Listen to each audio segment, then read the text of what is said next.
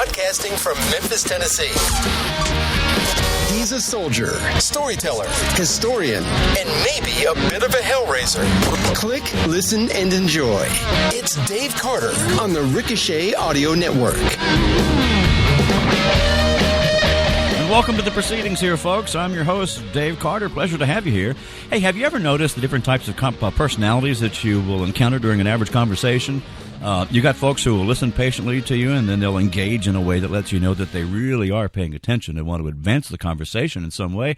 Then there are those who impatiently listen, and they can't wait to jump in and let you know that whatever experience that you've had and that you've shared, they've already done it, and they've done a better job of it. Then there are those who don't listen at all, right? They interrupt you midstream with whatever little bubble that just happened to rise to the surface in their brain about a completely different topic, and then off they go hijacking the whole shebang. But once in a while, once every great now and then, you come across someone who is so engaging, so interesting, that you really don't want to talk at all. You'd rather just listen to them. That, my friends, is not an average conversation at all. That is a treat, which is what we have for you right now. For those of you who've been around Ricochet for more than 10 minutes or so, odds are that you're familiar with James Lileks. For readers of National Review, there's no doubt that you're familiar with his regular column there. And then there's his website at lileks.com, that's Lileks.com, which has more links and topics from which to peruse than anything I've seen in a while. It's absolutely fascinating. Much of it is hysterically funny, so we'll get to that in a little bit. In addition to National Review, Mr. Lileks has worked as a columnist for the City Pages, the St. Paul Pioneer Press. Say that 5 times fast. He wrote columns for News House, News Service, and the Washington Post, and I believe the Star Tribune. He was a radio host at KSTP in Minneapolis, St. Paul during the afternoon drive, and when he came back from Washington, D.C. in the mid-'90s, he resumed broadcasting on KSTP, this time with a program called The Diner, which was set in a fictional 1950s-era diner. He's been a frequent guest on Hugh Hewitt's radio show and on PJ Media's program on SiriusXM. His books, I won't read all of them, but they include Mommy Knows Worse, highlights from the golden age of bad parenting advice. Then there's Interior Desecrations, Hideous Homes from the Horrible 70s, among many others. Pretty sure I'm leaving a lot of stuff out, but I want to actually have a chance to talk with him and not just about him. So, James Lileks, it's an honor and a treat to welcome you to the services here today. Thanks so much. I have to make one correction. I was not a columnist for the Washington Post. Oh, okay. No, I mean, I wrote for them. And it was long ago enough so that I could probably get away with saying that. Nobody would go back and check. But in the interest of complete disclosure, I was not. I was sort of angling for that. But the problem is that in order to be so, I would have to be in D.C. At least I thought so at the time. And when I lived in Washington, D.C., I had a love-hate relationship with the town. I wanted to get back to a place that was a little bit more civilized. So I am indeed in Minneapolis, Minnesota, and I am a columnist for the Star Tribune newspaper, one of the largest in the country. Thank you very much. Yes. It's always sort of fun to be a columnist for a paper that's substantial and surviving. Yeah, and really. has a readership that's actually a lot larger than some of these small websites or niche publications that nevertheless seem to have a great deal of prestige, if you will. If you say to somebody, well, I'm a columnist for the Star Tribune, they think that you're etching out some sort of mutterings about the goings-on in the pasture down the road in some Indiana hayseed burg. But no, it's actually a pretty good gig in journalism and publishing, and I'm proud to be here. Awesome. I'm also the only one of about 3 people in the entire deserted newsroom right now. I was going to ask you about that. Yeah, it's as I keep to repeat probably what I've said before in the Bleat. There's a real Omega Man vibe going on here that I've been doing because I feel obliged to sort of conform to the old ways. The line of Samuel Guggenheim in the Titanic movie. We have dressed in our best and are prepared to go down like gentlemen. It sort of feels like I put on a good shirt and a tie and come to the office and sit here and do my work in a place that's completely devoid of human activity. But you don't feel like one of the musicians on the deck of the Titanic, right? No, I don't. But, if somebody starts coughing, I will find one of the other reporters and say it has been an honor and a pleasure serving with you. So, secular media being what it is, I'm not sure nearer my God to thee would probably do. Well, would be, right. So I understand correctly that you were working from home for a while? Oh, I work all over the place. I mean, cafes, homes, it all depends. I've never been an 8 to 5 office guy. I've never been I don't sit down at my machine at 9 after punching in and then write for a series of hours until 5 o'clock the whistle blows and I slide like Fred Flintstone down the dinosaur's tail. Right, yeah. So when you're, I don't know how to get around to this, but do you prefer to work in a desolated place, in a quiet place? I mean, I crave a quiet and tranquil place to write. Or can you focus in the middle of a bunch of chaos? Oh yeah. I mean, you have to in this business. I mean, okay. I don't write breaking news, and so I don't necessarily have those instincts. The last time it happened was when Prince died, and then it was all hands on deck, and everybody had to bang out something for the next day. And so right. Yes, then I mean, in the model for journalism used to be you wrote a lot and you wrote it quickly, and it wasn't agonizing.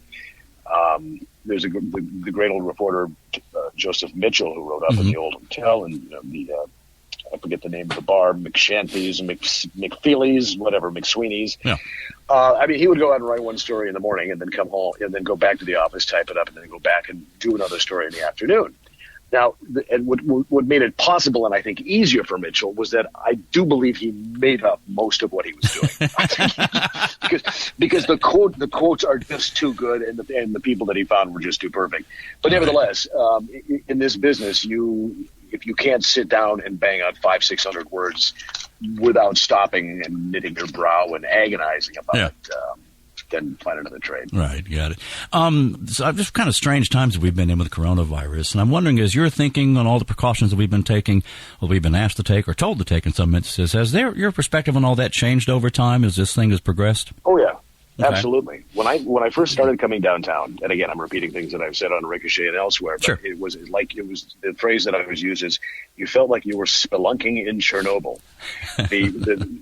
You were walking into this pervasive Covidian miasma that would, the minute you took off your mask, would shove its tendrils up your nose and infect you. Right. And you crossed the street when you saw another person, even if it was a statue. So, yeah, I mean, there was this sort of weird electric spiky tension to absolutely everything. Yeah. And the grocery store was the worst because it was so normal, but it was just like, here's some really fantastic arrays of produce, and you could die, which is not something that we've at no extra charge, right? Yeah, right, free of charge. And now I hate to think it's because I'm accustomed to the protocols, or I'm getting lax. I don't think I am. I think a couple of things. I don't think it is as pervasive as we believe it was. I don't believe it is contagious in an everyday setting outside as we feared at the time. Turns out the CDC says, you know what, we told you about it lingering on surfaces for like a fortnight. Right. Not so much. So what I find odd is that now in Minnesota we have a mandatory masks law. Not law, of course. A law, that would be silly, wouldn't it? No. No, we've passed no laws. No, we have an executive order. Right. So we have that in Minnesota. And so everyone is now behaving as they would at the peak, at the absolute peak. Now, yes, we still have increased caseloads because testing, and we still have deaths because we have the hot spots of meatpacking plates and long-term care. But everyone is now sort of behaving as though it's the first 30 minutes of the movie Contagion, where the streets are filled with people staggering around with ropes of mucus descending from their nostrils, rheumy eyes, coughing on everything. And that's obviously not so. And there are times when I just want to be at the grocery store and take off my mask and say, see, it's possible. You can do it and live. Nobody here has. Is there a lag time between when this started and now and the stage that they're at? Are they just kind of behind the curve here? They're just now catching on, or have they been that scared from the beginning? Well, it depends who you talk to. Okay. I mean, the people who went to work at home early, I think were the people most inclined to believe that it was dangerous to leave the house. And sure. I still hear this. There are people who are mortified and they leave their groceries, in the garage for 2 weeks. Yeah. I mean, you want to ask them, so you're not buying any ice cream, then, aren't you? The people who are, I mean, it'd be great because I'd be walking downtown feeling again like I ventured into the danger zone. And here comes a couple of guys in construction gear, construction site gear, no masks, smoking cigs. They put in a good 8 days up in the girders. Yeah. And like the other people who have been necessary to keep the world going, they haven't been living in palpitating, quivering fear for the entire time. They've soldiered on. No. With respect to Ricochet, you've been part of the flagship podcast there since right after the site launched, I believe, pretty early on. No, early. It was early enough. I can't remember exactly when I came in, but I came in to make sure that they can make the commercial breaks. The segues, yes. Now, you guys are over, 460-something episodes of the podcast so far? I think we're 2 or 3 away from 500. Okay, wow. Okay, so it'd be stupid of me to ask, for example, gee whiz, how do you like it? I mean, it's obvious you enjoy what you're doing there. But what is it that's kept you as a mainstay of Ricochet over there, both in podcast and in terms of the articles that you write? It's kept me a mainstay in the podcast. Either one, yeah. It's maybe from the start that I brought some radio discipline to it. Okay. And that's not necessarily necessary for podcasts. It's a much looser medium. And it's hardly to say that Peter or Rob couldn't have the discipline themselves. But for some reason, I started doing them as a guest, and then they said, hey, why don't you come on? And it just felt all right, and enjoyed the banter and the back and forth. And so I'm not sure what my rationale is at this point. Other than, like so many other things that get grandfathered in because that's the way it was done before. Okay. Here I am. Yeah. I mean, the podcast, I could leave the podcast and I think it would be as popular as ever because Peter and Rob, I think, do such a great job themselves that whatever I bring to it might not be regarded as essential. Well, I would regard it as such, but that's just me, I guess. But no one else can handle. What's that? That's because you're talking to me and not Peter and Rob. Well, and then there's the check that I'm going to be. Anyway, right. I was perusing your website over at Lileks.com, and it takes a while to get through it. But do I understand your site has been like over 20 years in the making now?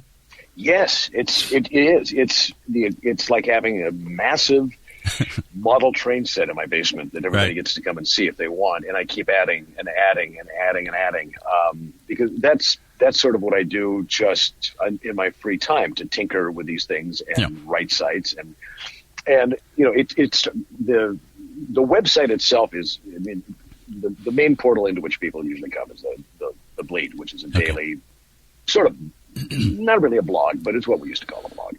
And that's been going for 20 plus years or so. Oh, you think you'll stick with it then? Oh, I don't have any choice. Okay. I have absolutely no excuse for stopping it now. And it would feel bad to do so. I mean, it's like, it was so close to being one of the sites that was there at the start, and you kind of just lost it. So no, I can't. Right. But the rest of it is this sort of pop cultural compendium of 20th century culture that I've been picking away at. I've gotten a few books out of it from time to time. And a lot of what I enjoy is just, put it this way, the site is the sort of thing that I would want to find. If I was interested in this, I would love to find this, because it's not just, I scan some stuff and put it up in small 500 pixel wide images. I try to get context and history and commentary and the rest of it. But it's broad. I mean, there's so many things there. Are you interested in roadside architecture from the 50s and 60s? The motels and the restaurants. It's there. You're interested in old cruise ship art of the 1920s? Hey, presto, we got it. How about the quack books when Dr. Nervine would sell you some sort of bromide to quiet your jangled nerves? I got that. I mean, so it's just stuff that I find, stuff that people send to me. And the project that I've been doing in the last couple of years is just arranging everything in a form that encompasses the entire 20th century except for the 90s, so that I've broken it down by decade. And that's what's fun. I have this massive, 1,000-page site on the 1950s coming, which is sort of the apotheosis of the site. Yeah. And a lot of stuff coming to the 1980s site, which was, my decade when I was young and vital. So So, I mean, it's commentary. It's fun. It's meaningless. It's not meant to be scholarly, but it's generally somebody's going to find something that they like, and they can spend some time and enjoy it. And you seem to always, correct me if I'm wrong, you always seem to be looking for things for the site or just interested in things in general. When we did the 200th podcast in Los Angeles, and before we went to that little holding place where they kept us with the cheese squares and things, yes. Peter and I were talking, and all of a sudden Peter said, well, where's James? And we looked over, and you were taking a picture of a building, a certain portion of a building, I assume, for the site. So there's all kinds of things that you're always on the lookout for that capture your interest, right? Right. Yes, because everything is possible fodder, and part of that comes from what am I going to put on the site tomorrow? Look, right. It's a bas relief in Los Angeles of some academic figure with a book. If I remember correctly, what I took, and sometimes it's like I think, do I really have to do this? No, but is there a point to doing it? Yes. Right. And I'll give you an example. I was listening yesterday on the way home to an old radio show, an old Gunsmoke radio show from the first season. Okay. And you can tell the season by the opening credits, by the music that they use. And it was a great episode where Matt Dillon's got to saw a guy's leg off because there's no doctor around. It's pretty good. Yeah. And it reminded me that I think I had seen that in the televised version. So indeed, I went back and I found the televised version and watched it, and then thought, this is interesting how they diverged from the radio show and the television version. Why did they have to be different? What are they trying to do? So there I am about 20 minutes later doing some screen grabs and some video grabs and some isolation of these audio tracks and thinking, all right, I can use this in 2021 on the Monday black and white section, or I can use this on the Friday section about old radio actualities. I got 20, 30 minutes. I've just got this little story that I'm going to file away and use next year. Yeah. So, and for folks that haven't looked at the site, I'm going to pull on one thing here that I found. I was just kind of perusing, and you've got a portion of the site called the Institute of Official Cheer. Well, that's where it all began. Yeah, yes. And there's one that is in the 1970s, a brief account, only 100 pages so far, of the worst decade ever. So I click on that because that just intrigues me. And I take a few clicks later, I'm looking at a catalog model who looks like she's wearing a picnic tablecloth or something. I don't know. It's just weird. And your description is as follows. I quote, 6 Harlequins were skinned for this, and the fire chief is still looking for his hat. This was a popular outfit for women who wanted to lie motionless on the floor of an Italian restaurant and observe people.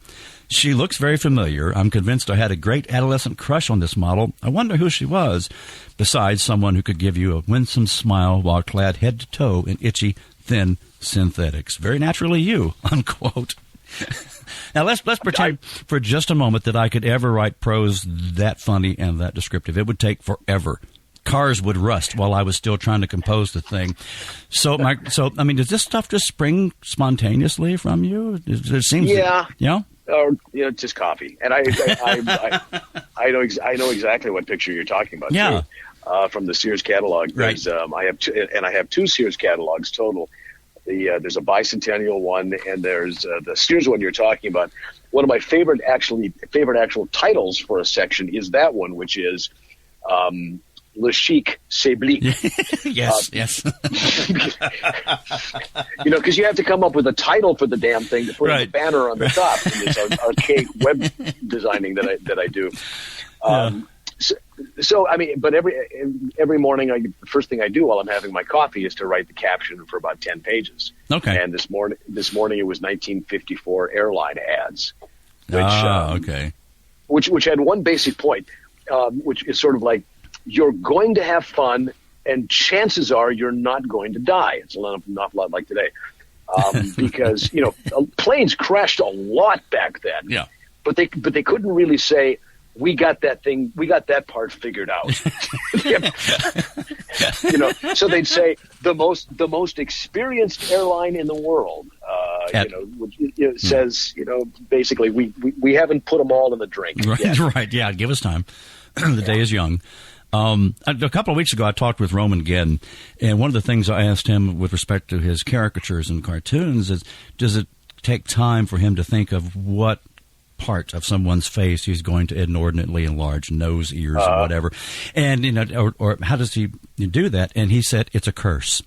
Okay, everything he looks at, even bushes, and he sees as caricatures. So when he sees people, these things just pop up. He just sees it spontaneously, and I assume that's kind of the case with you in a lot of this. Yeah, this is Roman all over the place. Yeah, it's not a skill, it's not a gift. It's a curse. It's a curse. It's a yes. curse.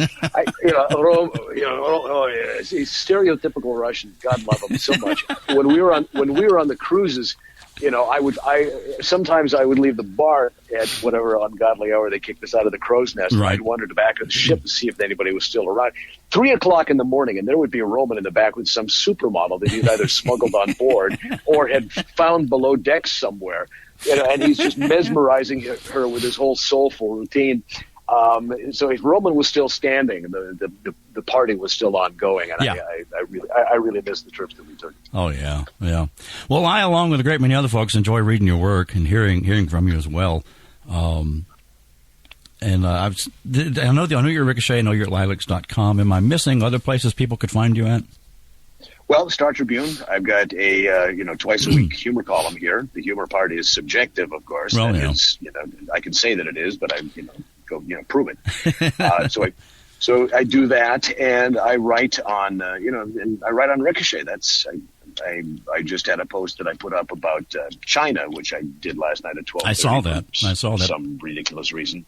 And also I've been on message boards since before the internet. Back in the days of BBSs, when we were doing this Ricochet kind of thing in text on very crude sites. Right.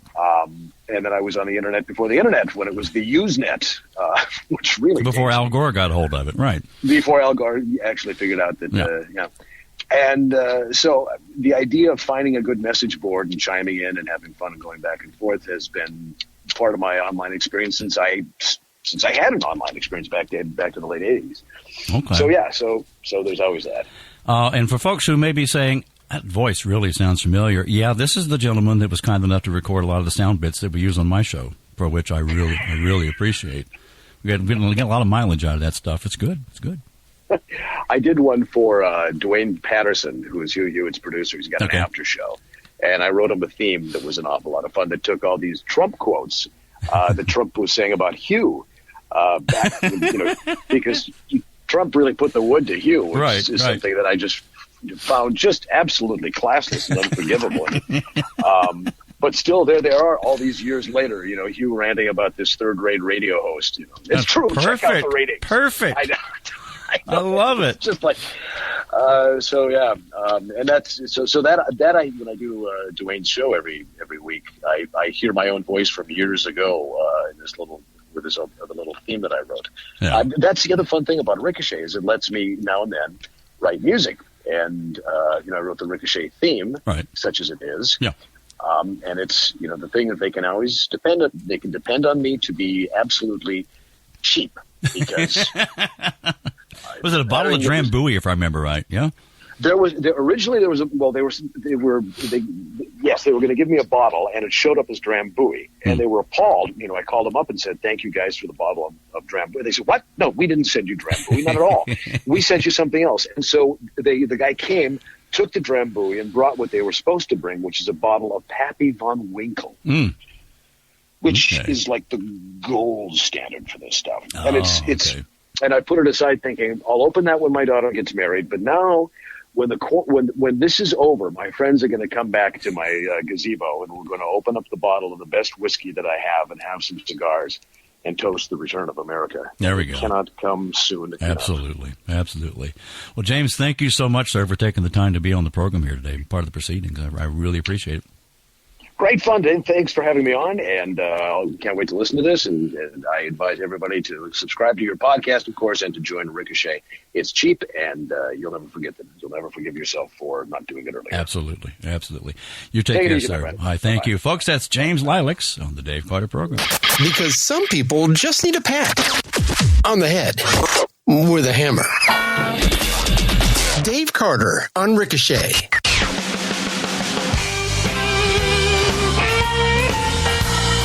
Was the incomparable James Lileks A guy that makes you just want to pull up a chair, listen to his unique running stream of insight and humor, and just have a good time. Now, if you want to read more of what James has to say, you can do that on Ricochet, and you can go over to National Review and read him as well. If you want to hear more from James, you can do exactly that on the Ricochet Flagship podcast, where he joins Peter Robinson and Rob Long and a gathering of interesting personalities and pundits as they all engage on the major issues of the day. And of course, there's a great deal more on the Ricochet Audio Network. We've got the American Enterprise Institute has a show. Andrew Clavin has a show. Former Secretary of Education Bill Bennett and Commentary Magazine all have shows, along with a great many more fine folks who provide some of the most compelling commentary that you'll find on the Internet anywhere. Now, usually, if you want to comment on these programs, or you want to comment on a contributor post or read and comment on member posts over behind the paywall, you start out by ponying up $4.50 per month. And if you want to write your own post, and you want to see them published on one of the most influential websites in the country, then you pay 50 cents more per month, of $5, and that lets you read what you want, comment where you like, and write what you like in your own columns, and they'll be read all over the place. So what do you do with something like that? I mean, that's a good deal. Well, you make it better, which is what we've done here. So for the listeners of this program, if you're not already a member of Ricochet, you just take this whole website for a free test drive. Go behind the paywall, see what it's all about, kick the tires, whatever you like. For 30 days, it's free. Just go to ricochet.com/gumbo, because this Louisiana kid is going to give the best to the best. You can go to ricochet.com/gumbo, that's Gumbo, and test this thing out for 30 days. If you like it, then $4.50 gets you in the door after the free 30-day trial. Sound like a good deal? Of course it does. So again, that's ricochet.com/gumbo. And you can join the conversation.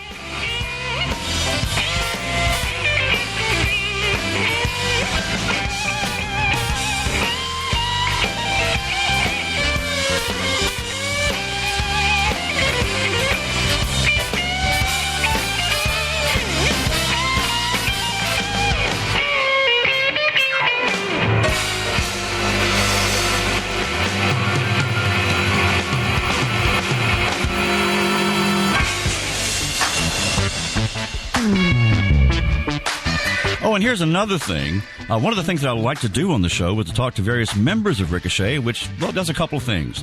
First, it lets you hear from the good people who make up the site and make it the fun and interesting place that it is. And for the writers who already know each other on the site, it adds a voice to the words that they're reading and the folks that they're conversing with. So sit back, enjoy the conversation, and remember, you can go to ricochet.com/gumbo. You may have heard that a couple times already. And you can be a member of the site, and who knows, you may end up here on the program as well. I first met Ricochet member George Delmond back in 2015, I think it was. May have been 2014. In any event, my then fiancée, Shelley, accompanied me to a Ricochet meetup in Nashville. We had a fantastic time. Great folks from Troy Sinek to Fred Cole, and all kinds of interesting people were there. And we were able to meet George and his wife, Linda, at that point, too. In fact, I think we had breakfast with them one morning, and a friendship began. Then in November of 2015, Mr. and Mrs. Delmond traveled to Memphis to attend Shelley's and my wedding, and a good time was had by all, at least as far as I could tell. I was having a great time. Now, looking at George's profile on Ricochet, I read the following. I'm going to quote to the best of my ability. It says, "Skipped the young and liberal portion of development. Currently a practicing aerospace engineer, mesmerized as an 11-year-old watching Neil walk on the moon. Married my high school sweetheart, currently at 40 years. Have one boy still in college, and the eldest is an employed accountant and engaged. They seem to be avoiding the mushy-headed stage as well. Have had a lifetime of restoring things, Vets, Camaros, British buggies, and Fiats, and building things from scratch, several homes, and lately airplanes." That's really cool, by the way. Okay, first off, George, welcome to the program. Happy to have you here. And as long as you're repairing Vets, do you have any extra ones lying around that you just don't need anymore? That'd be really cool. I'd be happy to help you out with that. Yeah, not currently. All the Vets I worked on were 1960s versions, and I've had not much hands-on with the models much past the, quote, C3 version. And that one lasted a long time. It made it all the way to the mid-'80s, which shows you at the time how cutting edge it was. Yeah. The Vets all belonged to my dad. He had a couple of them, and it became an area of, shall we say, mutual fun, father and son bonding interests. We putzed around with him, initially him showing me how to repair them, until my early teens. And then by my late teens and early 20s, we did the Vader Luke thing Vader and I am your father. Obi-Wan thing where, now I'm the master. So after my mid-20s, I was always his mechanic. Okay. Nowadays, the Corvettes are more electrically intertwined systems on four wheels than the old mechanical beasts they used to be. One has to have a degree in programming to understand every nuance of their operations. My tinkering with the other marquees was based on what I could afford. I mean, poor college student I was, and still have some emotional aspirations that I have a performance convertible sports car. Usually they were clapped out TR4s, but with a lot of sweat equity, they became affordable levels of fun.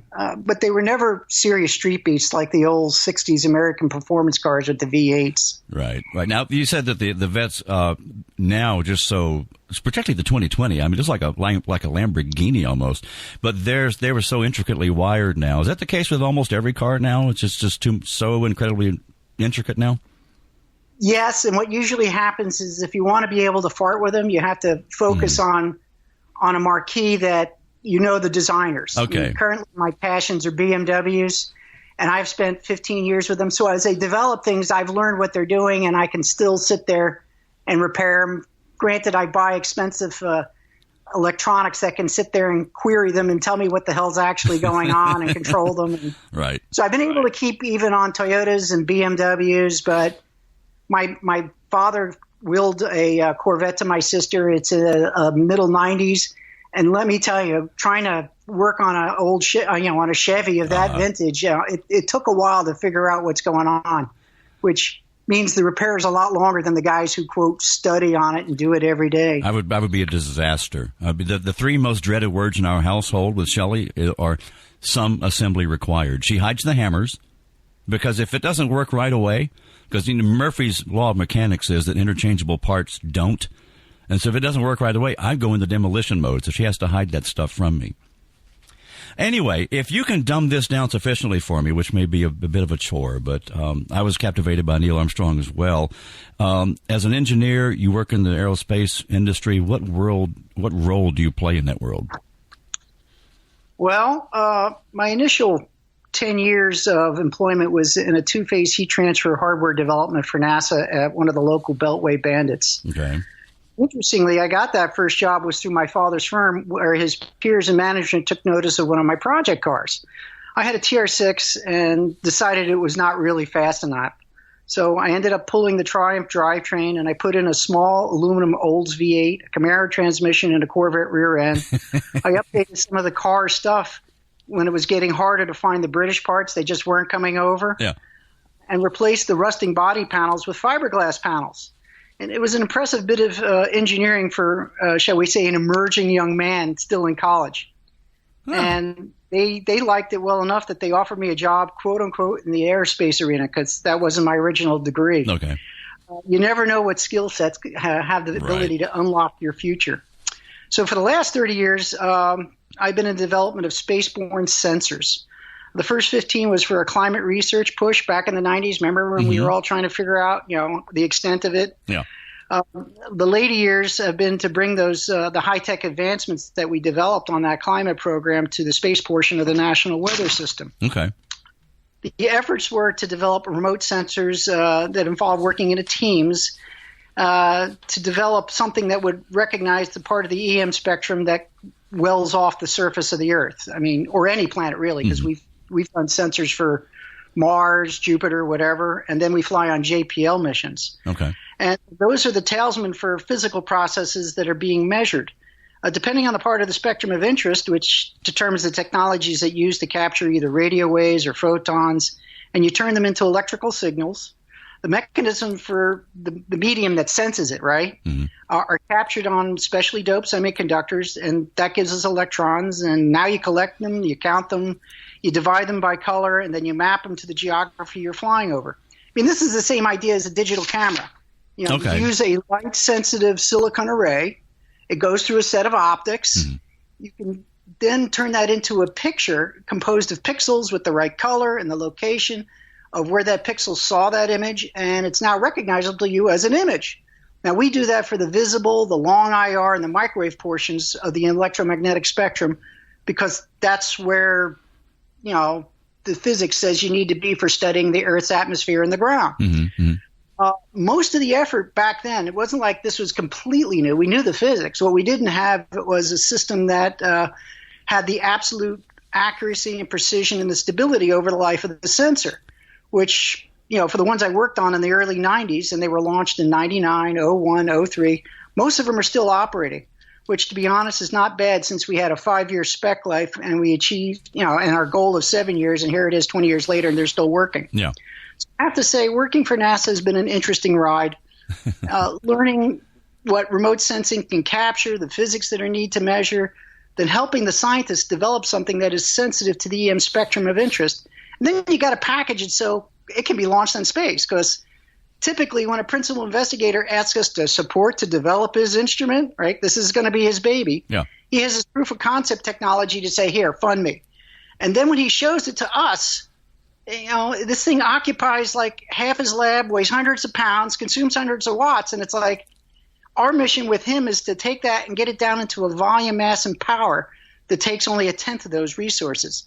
So it's like mission impossible. Right, Good luck, yeah. Mr.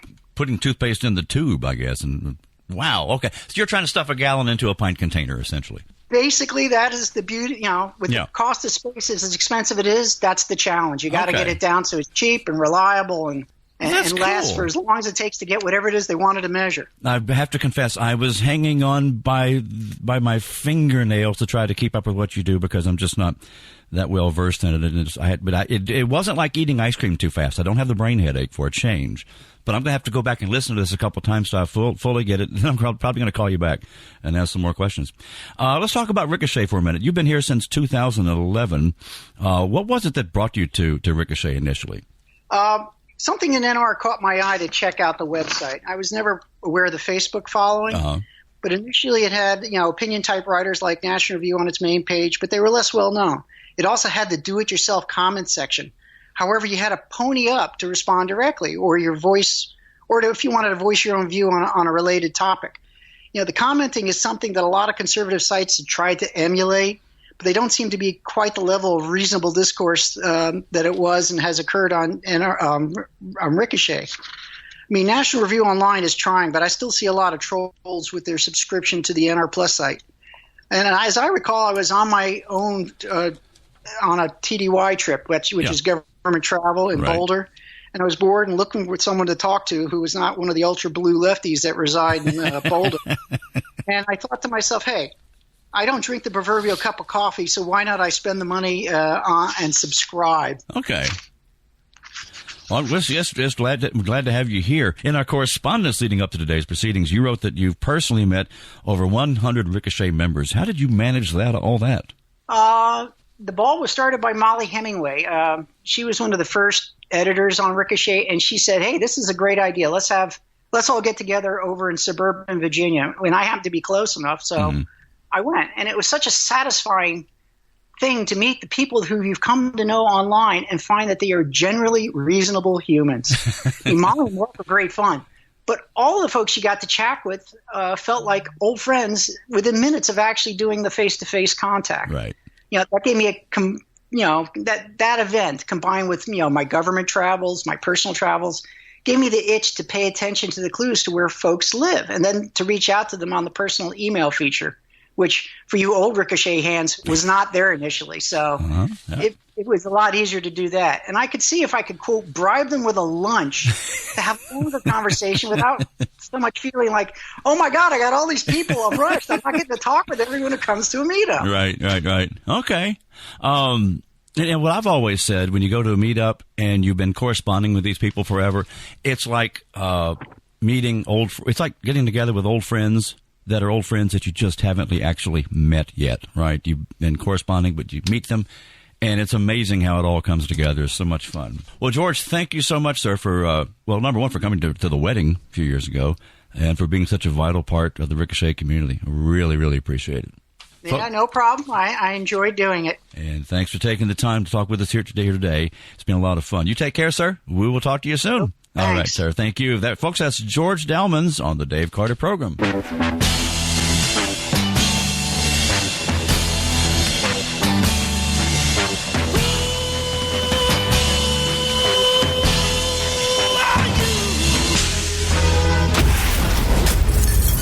The Dave Carter Show on Ricochet.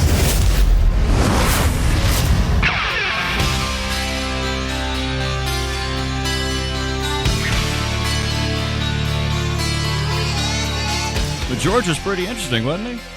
He's a great guy, and we didn't get around to answering on talking about all the questions I had due to time constraints.